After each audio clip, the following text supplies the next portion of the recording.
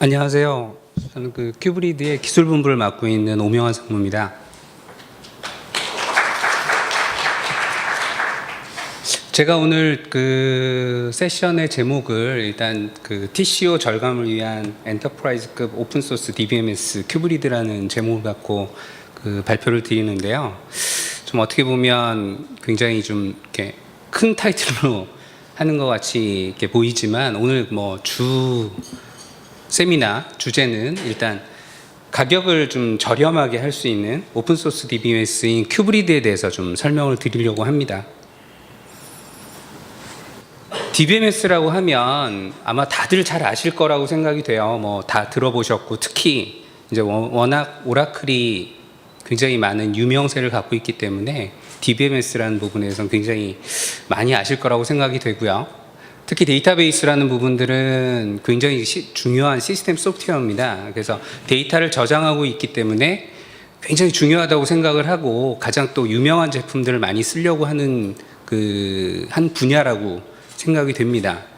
근데 우리가 보면 OS도 예전에는 보면 큰 대기업들이야, IBM이나 이런 기업들이 OS라는 부분들을 유닉스라는 부분들을 장악을 하다가 이제 토발즈에 의해서 리눅스가 나오고 한 20년 되면서 리눅스도 거의 오픈소스로 가는 것처럼 아마 데이터베이스 분야도 그런 분야 중에 한 분야가 되지 않을까라는 생각을 가지면서 이 세션을 좀 진행을 하겠습니다.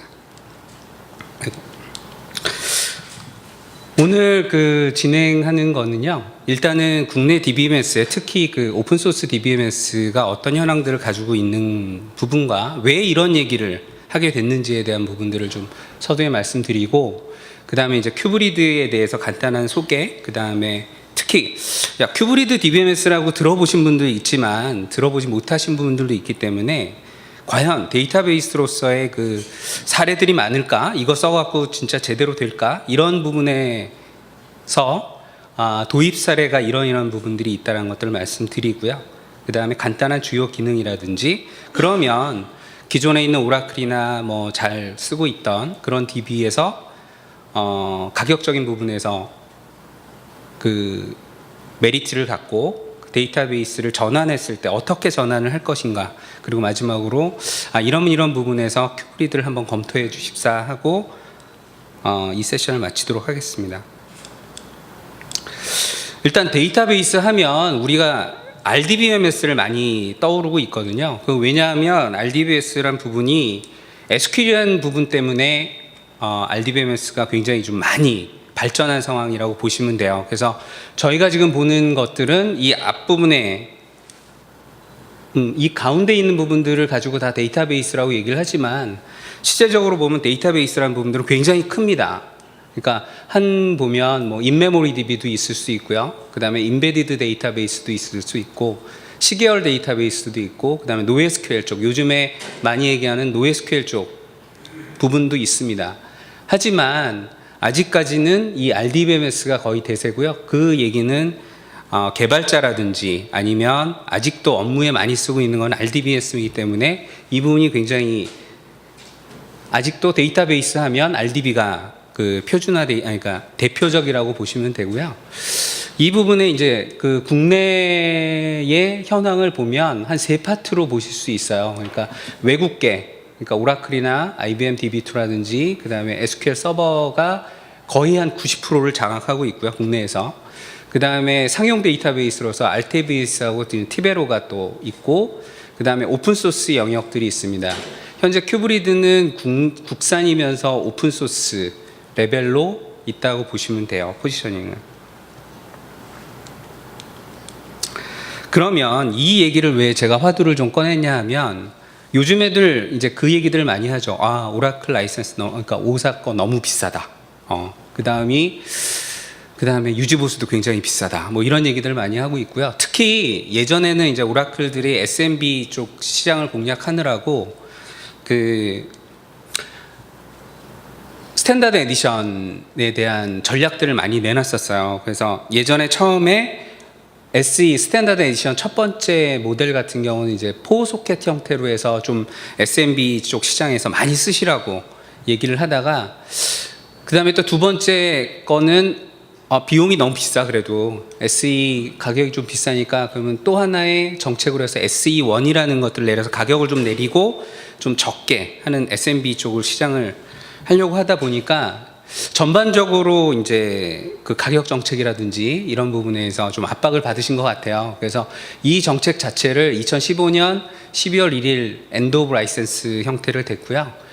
이 자체가 이제 SE2라는 스탠다드 에디션 형태로 가격 정책을 바꾸면서 그러니까 굉장히 좀 스몰한데 가격은 좀 올라간 형태의 스탠다드 에디션 라이센스 정책을 가지시면서 완전히 8월부터는 SE하고 SE1의 그 서비스까지 종료가 된 상황입니다. 이제 더 이상은 이 라이센스를 가지고 하긴 좀 힘들어요. 그러니까 그렇게 되다 보면 SE 이제 더 이상 스몰 SMB 같은 시장에서도 이제 가격적인 문제들 이제 치고 올라오게 되고요. 그 다음에 공공시장에서도 좀 적은 데 같은 경우에도 이런 문제점이 좀 생기게 되는 거죠. 그래서 우리가 언론 기사도 보면 이제 요번 2016년에 그런 얘기들이 많이 나오고 있어요. SMBC에서 어떻게 탈 오라클을 좀 해볼 거냐. 그 다음에 특히 요즘 얘기에 클라우드 얘기가 많이 나오는데요. 이제 클라우드를 가다 보니까 오라클 정책 가지고는 너무 비싸다는 거예요. 그래서 좀 편하게 쓰고 가볍고 가격 정책들이 맞는 부분들을 이제 고민들을 하게 되죠. 요즘에는 정부나 아니면 기업에서도 이제 클라우드 쪽으로 많이 가려고 하는 분위기고요. 특히 그 정부 같은 경우는 클라우드 쪽에 사업을 하기 시작하면 가점을 줘서 사업을 해주겠다라는 형태로 정책들이 바뀌어 나가는 형태예요. 그래서 클라우드 쪽에 많은 이제 사업들이 나올 건데 가장 이제 머리 아픈 부분은 가격적인 부분이 많다라고 보시면 됩니다. 그래서 이런 기사들에 의해서 가격적인 문제가 굉장히 좀 대두되고 있다. 데이터베이스 쪽에서라고 볼 수 있고요. 그러면 그 상용 쪽이 아닌 뭐 가장 가격이 저렴하다라고 생각을 할 수 있는 부분이 오픈소스입니다. 오픈소스는 가격 정책 자체가 이제 두 가지의 가격 정책을 갖고 있는데요. 서브스크립션이라는 부분과 서포트라는 이 두 부분에 의해서 그러니까 저작권에 대한 소프트 라이센스는 없고요. 실제적으로 이제 오픈소스가 된 부분에서 그것들을 개런티해주는 이 구독료 형태의 서브스크립션하고 서포트 형태의 가격들을 받게 됩니다. 현재 그 오픈 데이터베이스의 가장 뭐 유명한 부분들은 이제 MySQL, 그다음에 MariaDB, 그다음에 PostgreSQL, 그다음에 이제 국내에서는 큐브리드가 있는 형태고요. 근데 이제 MySQL 같은 경우는 원래 그 완전 오픈 커뮤니티 형태로 운영이 되다가 2008년도에 그 자바 썬 쪽으로 10만 불에 인수가 되면서 이 썬 쪽에서 한 2년 정도 운영을 하다가 썬이 오라클로 또 인수가 됐죠. 2010년도에 인수가 되면서 MySQL은 오픈 커뮤니티를 하고는 있긴 있지만 거의 우리가 이제 상용 DB로 이제 취급을 하고 있고요. 거기에 이제 원래 원작자가 MySQL 쪽 원작자가 이제 썬에 좀 있다가 오라클 쪽으로 넘어가면서 잘 안 맞은 것 같아요. 뭐 정책적인 부분에. 그래서 마리아DB라는 것들을 자기가 5.2 형태에서 나와서 마리아DB를 다시 창조를 했습니다. 그래서 마리아 코퍼레이션 앱이라는 데를 만들었고요. 이 부분은 5.2 버전서부터 마리아DB로 나와서 10점대라는 이름을 짓고 진행을 하고 있습니다. 이 부분도 지금 오픈소스로 가고 있고요. 그 다음에 포스트그레스QL 같은 경우는 아마 데이터베이스에 굉장히 유명한 스톤브레이크 박사라는 분이 인그레스를 만드셔서 인포믹스를 팔고 나서 학교 버전으로 버클리에서 만드신 게 이 포스트SQL이에요. 그래서 그 포스트그레스QL이라는 이름 자체도 인그레스 다음에 있는 버전이다라고 해서 포스트그레스QL이라는 커뮤니티를 운영을 하고 있고요. 이 엔터프라이즈 DB 쪽에서 이걸 가지고 상용화를 했다라고 보시면 돼요. 그러니까 배포판을 만들었다고 보시면 되죠. 그래서 이런 그 다음에 큐브리드는 현재 원래 이 큐브리드는 김원 박사라는 분이 미국에서 거의 인그레스랑 거의 비슷한 시기에 만들었어요. 한 92년도에 만들었고요. 유니에스QL이라는 이름으로 한참 가다가 그 소스 코드가 실제적으로 네이버에 팔리면서 네이버에서 완전 오픈한 시스템이라고 보시면 됩니다. 그래서 어디서 갑자기 이렇게 나타난 오픈소스는 아니고요. 실제적인 상용 소스 코드에서 그 다음에 네이버가 받으면서 자기네들이 만들면서 오픈소스가 됐다라고 보시면 됩니다. 여기에 차이점은 아까 말씀드린 것 같이 라이센스 차이점도 있고요. 라이센스 차이점이라는 거는 이 소스 코드를 사용했을 때 내가 이 프로덕트를 가지고 좀 고쳐서 상용화를 할 수 있을지 없을지라는 부분이 있는데, 잘 아시다시피 이제 GPL 라이센스가 되는 경우에는 뭐 이쪽 코드를 고쳐갖고 같이 합치면 라이센스에 걸리는 형태가 되고요. BSD라든지 이런 부분이 됐을 경우에는 좀 고쳐서 자기 상용화 형태의 프로덕트에 집어넣어도 큰 문제는 없습니다. 라이센스 문제도 있고요. 또 하나는 이 서브스크립션 문제인데요. 현재 이 세 가지 프로덕트는 다 서브스크립션을, 그러니까 실제적으로 상용화를 해서 뭔가 지원을 받기 위해서는 이 서브스크립션 형태로 구매를 하셔야 되고요. 그 다음에 또 지원하는 형태는 각각 다 외국 회사에서 지원을 하거나 아니면 국내에 어떤 이제 협력하고 있는 업체에서 좀 지원을 하는 형태입니다. 큐브리드는 아까 말씀드린 것 같이 국내에서 다 개발을 하고 있고요. 그래서 대신에 완전히 오픈을 하고 서브스크립션 비용이 없는 상태에서 기술 지원료만 받는 구조의 형태의 오픈소스라고 보시면 됩니다. 그래서 라이센스하고 서비스 정책을 뭐 제가 아까 말씀드렸는데요. 아까 말씀드린 같이 라이센스 비용은 전혀 없다라고 보시면 되고, 대신에 서비스 비용을 가지고 비용을 받는 형태입니다. 그래서 서비스 비용도 이 오픈소스라는 게 좋은 점은 뭐냐면, 만약에 기술자가 있어서 자기가 다 핸들링을 할 수 있다 그러면 저희한테 서포트를 안 받으면 그냥 쓰셔도 아무런 문제가 없는 게 오픈소스예요. 대신에 이제 사용을 하시다가 뭔가 핫픽스도 받고 싶거나 아니면 기술 지원을 받고 싶을 때는 이 라이센스, 기술 지원 라이센스를 받으셔서 받으시면 이제 도움을 받으시는 거죠. 뭐 이 패턴이, 서비스 비용이라는 패턴이 유지보수랑은 약간 틀리다라고 보시면 돼요. 그러니까 우리가 뭐 오라클의 유지보수 비용을 했는데 1년간 유지보수 비용을 안 하다가 그 다음 연도에 유지보수 비용을 하면 그 전까지를 다 책정을 해서 유지보수 비용을 한 24개월치를 받는데, 이 서비스 비용이라는 부분은 그런 게 아니라 내가 필요할 때 라이센스 이렇게 계약을 맺어서 기술 지원을 받고 그다음에 뭐 자기가 할 수 있으면 또 할 수 있는 이런 형태의 그 정책이라고 보시면 됩니다. 그래서 서비스 정책에는 저희가 네 가지 정책을 갖고 있는데요. 이제 엔터프라이즈 정책이 있고 그다음에 프리미엄 정책이 있어서 요거는 약간의 뭐 정기 점검이라든지 아니면 기술 지원은 횟수들이 약간 틀리다고 보시면 되고요. 특히 아까 말씀드린 것 같이 왜 이런 얘기들을 자꾸 하냐면, 이렇게 가격적인 얘기냐면, 특히 요즘에는 이제 클라우드에 올라오면서 가상화 얘기를 많이 하고 있거든요. 지금 아마 그 상용 데이터베이스는 가상화를 했을 때 가상화별로 서버별로 비용을 받을 거예요. 그래서 내가 만약에 한 서버에 뭐 물리적 가상화를 한 5개를 올리고 DB를 5개를 올렸다, 아마 5개 가격을 받게 됩니다. 근데 저희 같은 경우는 아까 라이센스 비용도 없을 뿐만 아니라 기술 지원을 받는 것도 가상화가 아닌 그냥 서버의 코아수로 받고 있어요. 그래서 비용적인 부분이 굉장히 좀 저렴하다고 보실 수 있죠. 그래서 이거는 제가 이제 5사에 있는 엔터프라이즈 DB 가격하고 그 다음에 5사에 있는 SE 가격을 가지고 한번 좀 비교를 해봤습니다. 이거는 여기에 보신 것 같이 이제 8코어 기준으로 해서 좀 비교를 해봤고요. 5사가 뭐 전체 표준 가격을 다 주고 사지는 않죠. 대부분 뭐 많이 DC를 해서 사니까 한 50% 정도를 제가 할인 적용을 해봤고, 일단 유지보수 비용은 요즘엔 한 22%를 자꾸 고수를 하고 있어서 22%를 가지고 5년간 내가 유지하는 비용의 TCO를 한번 비교를 해봤어요. 그래서 엔터프라이즈 에디션을 우리가 100으로 봤을 때 SE, 요번에 그 SE2의 라이센스를 보면 한 36.8% 정도의 비용이고요. 큐브리드는 실제적으로 한 9.2% 정도의 TCO를 가지고 운영을 할 수 있습니다. 이거는 이제 제가 봤을 때는 서비스 계약을 맺으셨을 때, 만약에 기술자가 있으셔서 안 하시면 이것도 제로가 될 수 있겠죠.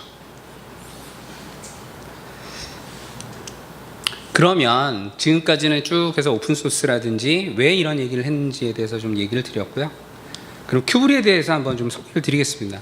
큐브리드는 완전히 그 관계형 데이터베이스입니다. 그래서 관계형 데이터베이스, 그러니까 상용 관계형 데이터베이스가 가지고 있는 대부분의 기능들을 가지고 있고요. 특이한 것은 HA 기능이 기본적으로 기본 장착이 되어 있어요. 그래서 뭐 어떤 오픈 소스 같은 경우는 엔터프라이즈 에디션을 사야지만 고가용성 기능을 사용한다 이런 얘기가 있는데 큐브리드는 기본적으로 HA 기능이 그냥 아예 오픈이 되어 있습니다. 또 하나 샤딩 기능도 오픈이 되어 있어요. 그래서 분산을 하거나 아니면 고가형 HA를 하실 때 그냥 기본 기능으로 사용하실 수 있고요. 아까 얘기했듯이 완전히 100% 오픈 소스입니다. 그래서 오픈 소스에 있는 형태와 그다음에 뭐 저희가 기술 지원하는 소스 코드가 틀리거나 이러지 않습니다. 그래서 그냥 오픈되어 있는 형태의 그 코드를 가지고 그냥 기술 지원을 하신다고 보시면 됩니다. 큐브리드는 아까 그냥 제가 서두에서 약간 말씀드렸지만 1992년도에 유니에스큐엘이라는 데이터베이스로 시작을 했고요. 실제적으로 많이 발전한 부분은 2008년도에 큐브리드가 그러니까 NHN으로 넘어가면서 이쪽부터 NHN에서 개발을 하고 그다음에 NHN에서 사용을 하면서 굉장히 많은 업그레이드가 됐고요. 그래서 지금은 현재 9.3 버전으로 지금 구동이 되어 있고 올해 10.10 버전이 지금 나올 예정입니다.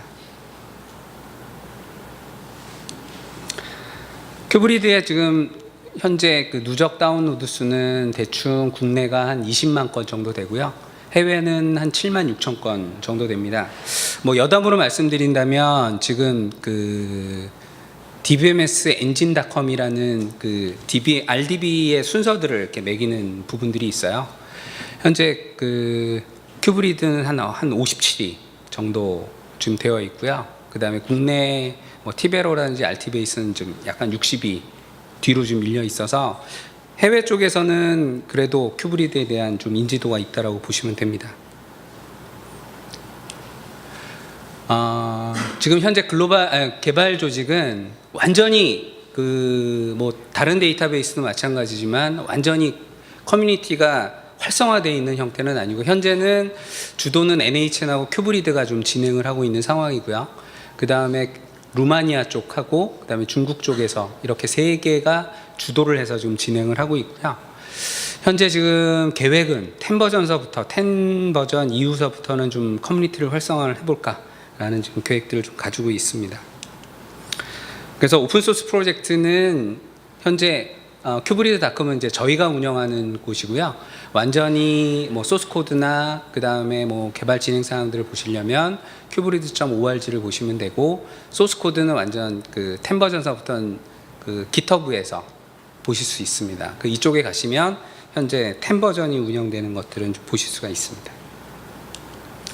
그러면 뭐 지금까지 제가 쭉 말씀드렸는데 그럼 큐브리드 지금 어디 쓰고 있을까? 이게 궁금하실 거죠. 왜냐하면 이게 과연 안정할까? 뭐 이거 가지고 내가 했을 때 뭐 문제 없을까? 이런 생각을 하시는데 아마 도입 사례를 보시면 어느 정도 보실 수 있지 않을까 생각됩니다. 먼저 아까 말씀드린 것 같이 큐브리드는 아까 2008년도에 NHN으로 흡수되면서 NHN의 기본 데이터베이스로 지금 사용을 하고 있고요. 현재 네이버에서 아마 쓰시는 237개 서비스의 한 1900카피 정도를 지금 사용을 하고 있어요. 그러니까 지금 아마 네이버 서비스를 사용하시고 있는 대부분의 아마 밑바닥은 큐브리드로 이용하고 있으시다고 보시면 됩니다. 그래서 오픈소스를 한 지금 버전도 거의 네이버에서 많은 테스트를 거쳐서 지금 내보내고 있다고 보시면 되고요. 그 다음에 두 번째 그 도입 사례는 지금 정부에서도 아까 말씀드린 클라우드의 얘기들을 많이 하고 그 다음에 분산되어 있던 그런 시스템들을 지금 모으는 작업들을 진행을 하고 있습니다. 그래서 아마 G클라우드라는 얘기들을 그 신문상이나 뭐 이런 데서 많이 접하셨을 거라고 생각이 돼요. 그래서 G클라우드는 지금 4개년 계획들을 좀 가지고 지금 진행을 하고 있고요. 지금 첫 번째가 2005년부터 2007년에 일단 있던 것들을 한번 모으자라는 형태로 해서 진행이 됐고 그 다음에 2009년부터 2012년들은 노후화됐던 것들을 이제 합치는 작업들을 진행을 하면서 뭐 이렇게 변경 작업들을 지금 진행하고 있고 그 다음에 2013년부터 27년 동안에는 클라우드로 이제 전환하는 작업들을 하고 있어요. 그러니까 기존에 그냥 장비에서 돌아가던 서비스들을 이제 클라우드 쪽으로 전환하는 작업들을 2013년부터 2017년까지 지금 진행하는 계획을 가지고 있고요. 거기까지 다 마무리가 되면 그 다음에 그 올라온 서비스들의 데이터들을 가지고 빅데이터 체계를 좀 분석할 지금 예정입니다. 그 현재는 2013년부터 이제 17년 동안 해서 지금 클라우드 존은 한 지금 두 군데 대전하고 광주 쪽에서 지금 운영이 되고 있고요. 조만간 2018년도에는 지금 대구에다가 하나 더 존을 지금 만들고 있습니다. 그래서 센터가 한 세 군데 정도에서 운영이 될 예정이고요. 전부 이제 클라우드 쪽으로 넘어가려고 지금 노력을 하고 있고요. 여기에 지금 G클라우드의 기본 데이터베이스가 큐브리입니다. 그래서 기본적으로 서비스들 중에 전환하는 것들은 다 그러니까 1차적으로 다 큐브리드로 전환하는 것을 기본으로 가지고 지금 G클라우드는 진행이 되고 있고요. 뭐 어떤 거에 의해서 뭐 시간이 짧거나 뭐 이런 부분에서는 그냥 기존에 있는 DB를 사용하는 경우도 있지만 가장 표준으로 일단은 큐브리드를 좀 사용하고 있다고 보시면 됩니다. 그래서 현재까지 G클라우드로 전환한 사업이 보면 총 지금 2016년 계획까지 합치면 총 한 130개 업무들로 지금 전환이 되어 있고요. 부처는 좀 굉장히 다양하게 지금 적용을 하고 있고요.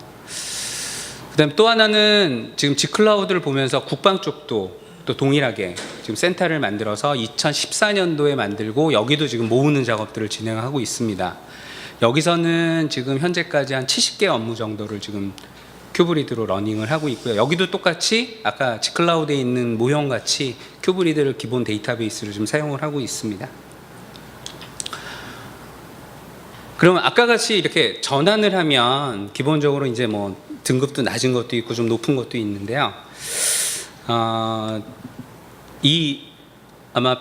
그 신문에도 좀 나오고 그랬을 것 같은데 지금 정부에서는 그룹웨어로 이제 온나라라는 표준 그 그룹웨어들을 만들어서 한 3년 정도, 3, 4년 정도 지금 사용을 하고 계시는데 이 부분들을 클라우드로 올리면서 큐브리드로 전환 사업들을 1차 진행을 해서 1차 이제 요번에 위원회들을 오픈을 했고요. 조만간 아마 행자부도 지금 오픈할 예정이고 그 다음에 내년 2차 사업으로 해서 한 7개 기관을 또 이전을 할 겁니다. 요번에 이거를 변경을 하면서 이제 전체적으로 뭐 데이터베이스만이 아니라 클라우드로 전환을 하면서 통합 검색이라든지 업무 생산성의 한 효율을 굉장히 좀 많이 봤죠. 여기에 지금 기본적으로 지금 사용하는 DB가 큐브리드입니다. 그래서 이걸 보시면 일단 MIS 업무에서도 충분히 러닝할 수 있다. 굉장히 많은 사용자에서 러닝이 가능하다라고 판단을 하실 수 있습니다. 또 하나는 뭐 이 부분은 요즘에 정부 오픈 포털 3.0이라는 것들을 통해서 오픈 API들을 만드는 사업을 하고 있는데요. 이 부분에서도 기본이 예전에 오라클이었다가 큐브리드로 전환이 돼서 지금 2년째 러닝이 되고 있고요. 그 다음에 좀 특이하게 이제 구성이 된 부분 중에 하나는 아까 같이 제가 말씀드린 같이 HA라든지 뭐 스케일아웃하는 기능들이 기본적으로 큐브리드는 장착이 되어 있다고 말씀드렸는데 한국산 능력 검증 같은 경우는 현재 지금 매년 한 4번 정도를 6개 등급 업무 시험을 보고 있는데요. 사용자가 한 번에 이제 트래픽을 발생하는 게 한 15에서 한 20만 정도를 지금 발생을 하고 있습니다. 현재 이 부분이 HA 2개와 그 다음에 리플리카 서비스를 통해서 3개의 서비스로 이 15에서 20만 명들을 처리를 하고 있다고 보시면 됩니다. 그리고 뭐 간단하게 농협 가상계좌 형태의 패턴에서도 지금 사용을 하고 있고요. 그 다음에 이제 미디어 쪽에 보면 KBS 쪽에 이제 그 게시판 쪽에 지금 큐브리드를 사용하고 있고요. 여기서도 보면 HA로 구성을 해서 리드온리 서비스까지 해서 멀티로 지금 사용을 하고 있습니다. 제가 사례는 이렇게 말씀드리고요. 뭐 사례 이건 주요 사례들만 말씀드렸고 굉장히 또 많은 사례들이 있는데 좀 정리해서 말씀드린 거고요.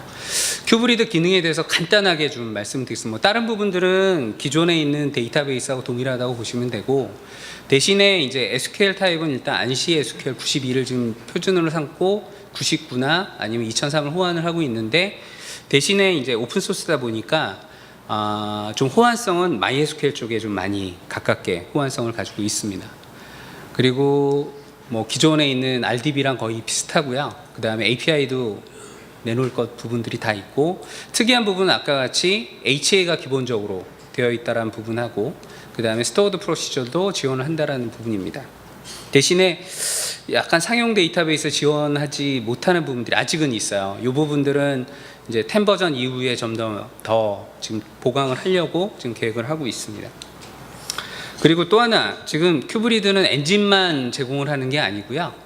오픈 소스 형태로 해서 기본적으로 관리할 수 있는 매니저랑 그 다음에 응용 개발자들이 사용할 수 있는 브라우저 그 다음에 특히 그냥 뭐 엔진에 그냥 사용할 수 있는 도구만 제공하는 게 아니라 기존에 있던 뭐 오라클이나 MySQL에서부터 데이터들을 이관할 수 있는 마이그레이션 툴이 기본적으로 오픈 소스 형태로 좀 제공이 되고 있습니다. 그래서 이걸 이용해서 오라클, 그 다음에 MySQL, 그 다음에 MS SQL에서 큐브리드로 데이터 이관하는 게 좀 쉽게 되어 있습니다.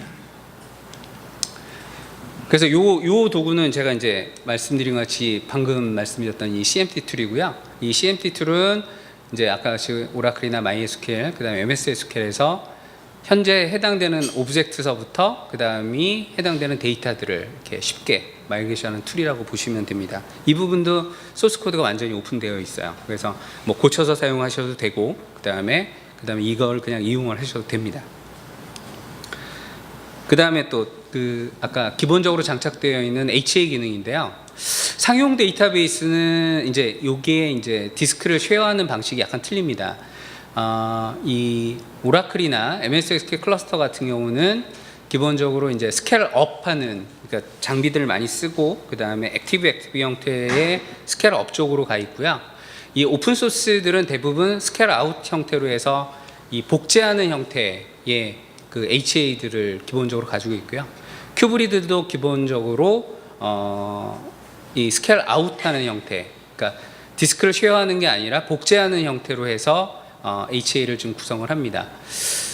여기 보신 것 같이 이것들은 다 굉장히 코스트는 좀 상용들은 비싸죠. 그 다음에 MySQL은 아까 이제 오라클한테 넘어가면서 엔터프라이즈가 되면서 여기도 코스트가 좀 발생을 하고 그냥 서드 파티 같은 경우는 MySQL은 공짜인데 서드 파티 툴들은 돈을 내거나 아니면 오픈 소스면 프리를 사용할 수 있겠죠. 큐브리드는 아까 말씀드린 기본 기능으로 되어 있어서 프리입니다. 그래서 HA 구성은 이렇게 되어 있어요. 그러니까 지금 AP 서버들이 있고 그 다음에 중간에 받아주는 브로커라는 저희 이제 기능이 있고요. 그 다음에 데이터베이스 서버가 있는데 만약에 데이터베이스 서버가 현재는 여기가 이제 액티브 서버 형태로 해서 응용들에서 처리가 되어 있고요. 만약에 이 부분이 절체가 되면 바로 이런 형태로 절체가 되고요. 나중에 다시 살아나면 이 부분이 페일백 형태로 해서 다시 복구를 하는데 이 부분은 약간 수동으로 페일백은 수동으로 합니다. 원래는 그냥 이 상태에서 그냥 액티브 슬레이브 형태로 사용을 해도 무방합니다. 그냥 똑같이 동일하게 계속 싱크가 맞춰지기 때문에 자동으로 만약에 또 이 부분이 그러니까 문제가 생기면 다시 또 동일하게 절체가 되는 형태로 되어 있다고 보시면 됩니다. 그리고 또 하나 또 특징은 아까 그 한국사 능력 검증에서 말씀드린 것 같이 그 HA 기능만이 아니라 로드 밸런싱을 하기 위해서 리플리케이션들도 기능이 있습니다. 그래서 마스터가 있고 그 다음에 슬레이브 형태의 HA를 여러 개 두실 수도 있고요. 그 다음에 리플리케이션을 또 여러 개 두셔서 특히 리드 온리 서비스가 굉장히 많은 부분에서는 리플리케이션이나 아니면 슬레이브 노드를 이용해서 부하 분산을 할 수 있다고 보시면 됩니다. 그래서 지금까지 설명드린 건 약간의 기능들을 설명드렸고요. 그러면 DBMS를 뭐 신규로 개발하실 때는 큰 문제는 없는데 뭐 기존에 있던 서비스들을 한번 큐브리드로 전환을 하려면 어떤 부분들이 뭐 검증이 돼야 될까 이런 부분들에 대해서 간단하게 좀 설명을 드리겠습니다. 뭐 이 부분들은 뭐 다들 전환하시면서 잘 아실 거라고 생각이 돼요. 일단은 뭐 전환 분석하고 그 다음에 DB 전환할 게 뭐지? 데이터 전환하고 그 다음에 해당되는 약간 틀린 부분이 앱을 전환하고 그 다음에 이제 운영, 안성화 이렇게 4단계로 진행을 하는데요. 데이터베이스 관점에서 보면 일단은 이제 뭐 제일 중요한 거는 데이터베이스 안쪽에 있는 스키마들이 이관이 될 거냐, 이것들이 부분이 좀 검토가 돼야 되고, 그 다음에 데이터, 그 다음에 이제 가장 그 비표준인 부분이 이제 스토어드 프로시저인데, 이 부분을 어떻게 할 건지에 대한 부분하고, 그 다음에 혹시 지리 부분에서 약간 비표준을 썼던 부분들이 있어서 그 부분들을 변환을 어떻게 할지, 그 다음에 튜닝하는 거는 그 데이터베이스 엔진마다 약간 틀려서 그런 튜닝 부분, 요런 네 가지 부분이라고 보시면 될 것 같아요. 그래서 스키마 같은 부분들은 아까 툴에 의해서 바로 1대1로 전환이 가능하고요. 만약에 뭐 응용이 좀 변경이 돼서 약간 변경을 한다 그러면 일단 뭐 1대1로 변경을 해서 마이그레이션 하거나, 아니면 기존 에즈이즈에서 약간 변경을 해서 1대1로 변환하는 형태를 지금 취하고 있습니다. 그리고 데이터 이관 같은 경우는 1대1이면 그냥 바로 이관이 가능하고요. 이 부분이 이제 스토어드 프로시저가 약간 그 좀 고민이 되는 부분인데, 이 부분은 이제 대부분이 이제 PLSQL이나 아니면 MSSQL은 TSQL로 되어 있어서, 이 부분은 저희는 이제 자바 스토어드 프로시저로 되어 있어서 자바 스토어 프로시저로 변경하는 작업이 좀 필요합니다. 그래서 이 부분은 약간 수동 작업이 좀 필요하고요. 그 다음에 응용 전환 같은 경우는 만약에 표준 SQL만 쓰셨다 그러면 아마 거의 95% 이상 호환이 될 거라고 생각이 되고, 약간 좀 비표준을 썼을 때면 이 부분은 좀 변환 작업들이 좀 필요해요. 그래서 이 부분하고 그 다음에 튜닝하는 작업하시고 이관을 하면 됩니다. 그래서 아까 그 G클라우드에서 지금 전환 사업들이 이렇게 일어나고 있는데요. 대부분 한 4개월 정도를 보시고 전환 작업들을 하면서 업그레이드 작업들을 좀 진행하고 있다고 보시면 됩니다. 그래서 마지막으로 제가 쭉 이제 큐브리드에 대해서 설명을 좀 드렸는데요. 마지막으로 이제 한번 제가 결론적으로 한번 큐브리드를 왜 한번 검토를 해야 될지에 대해서 저 나름대로 한번 좀 정리를 해봤습니다. 첫 번째, 이제 오픈 소스이면서 그 다음이 뭐 기술 지원도 가능한 부분이기 때문에 아까 데이터베이스라는 부분들이 처음에 이제 화두로 제가 말씀드렸던 부분이 TCO가 굉장히 좀 이제 특히 오사 같은 경우는 TCO가 점점 커지고 있다라는 부분이었고요. 그래서 TCO가 좀 절감되면서 그 다음에 많은 사례를 갖고 있는 오픈 소스를 한번 큐브리드를 검토해 보는 게 어떨 거냐라는 화두를 한번 던지고요. 그 다음에 안정성 부분에서는 일단 그 네이버에서 열심히 검증하고 있습니다. 개발하시면서. 그래서 국내 1위 인터넷 서비스 검증하고, 그 다음에 저희는 큐브리드사는 지금 열심히 그 G클라우드나 아니면 국방 쪽에서도 굉장히 지금 검증을 하고 있는 안정된 데이터베이스라고 보시면 될 것 같습니다. 그리고 또 하나 개방성인 부분에서 저희는 지금 엔진은 GPL 라이센스를 하지만 위쪽에 있는 API나 아니면 이런 부분들이 BSD 형태로 돼 있어서 그 오픈 소스를 이용해서 뭐 상용 툴을 만드셔도 되고요. 아니면 기존에 있는 상용 툴을 붙여서 사용하시는데 큰 문제가 없기 때문에 뭐 제품 이제 상용 제품을 만드시거나 아니면 오픈 소스를 하시는데 큰 문제가 없습니다. 그래서 개방성인 문제에서도 한번 검토 대상이 될 수도 있고요. 그 다음에 다른 오픈 소스랑 틀리게 국내에서 완전 소스 코드에 대한 기술력을 가지고 있습니다. 그래서 문제가 되는 부분들이 특히 그냥 완전히 그냥 오픈돼서 그냥 사용하실 때는 저희가 비용적인 문제가 있어서 핫픽스나 패치를 빨리빨리 못 해드지만, 저희한테 기술 지원을 받으시는 분들에 한해서는 그래도 핫픽스라든지 패치를 해서 드리고 있습니다. 그래서 그런 부분에 있어서는 저희가 신속하게 기술 지원할 수 있는 다른 오픈소스에 비해서 기술 지원을 할 수 있다라고 보시면 될 것 같습니다. 그리고 요즘 화두가 되는 클라우드 쪽에 저희가 지금 네이버 쪽의 시스템 전체도 스케일아웃하는 이제 클라우드 쪽의 기능들을 많이 보강하고 있는데요. 저희는 향후 큐브리드 쪽을 클라우드 서비스에 좀 오리엔트된 데이터베이스로 만들려고 향후 개발 계획들을 가지고 있으면서 그 다음에 10 버전 이후에서 계속 지금 추가를 하려고 합니다. 그래서 클라우드 쪽에서는 아마도 좀 사용을 하시면 많은 메리트를 가질 수 있지 않을까라고 생각이 됩니다. 그래서 제 오늘 세션은 요 결론으로서 마치겠습니다. 감사합니다.